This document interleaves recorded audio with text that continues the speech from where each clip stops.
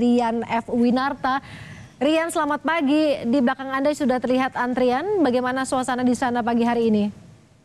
Iya, Ibrahim dan Nurul, memang sampai saat ini proses pemilu 2019 atau Pilpres dan Pileg di wilayah Kota Sorong sendiri belum dilakukan proses pemilihan atau pemungutan suara ini. Kenapa? Karena adanya kendala proses distribusi logistik oleh panitia yang mengalami keterlambatan.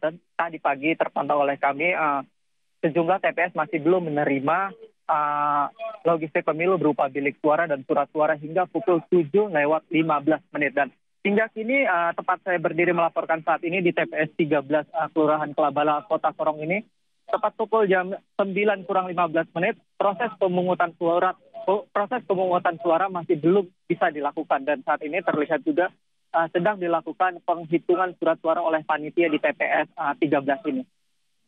Dan kemudian apa saja catatannya yang harus diceritakan kepada kami pagi hari ini, mengingat tentunya ada kekecewaan yang bisa Anda tangkap dari warga yang ada di sana, Rian? Iya, memang warga sendiri memang terlihat antusias untuk pemilu 2019 ini. Kenapa? Karena sejak pukul 7 pagi tadi, sesuai informasi yang didapatkan warga, bila proses pemungutan suara akan dimulai pada pukul 7 pagi maksudnya. Tetapi hingga pukul 9:15 waktu Indonesia bagian timur ini belum juga dilakukan proses pemungutan suara, padahal warga sendiri sudah berdatangan ke sejumlah TPS untuk menunggu proses pemungutan suara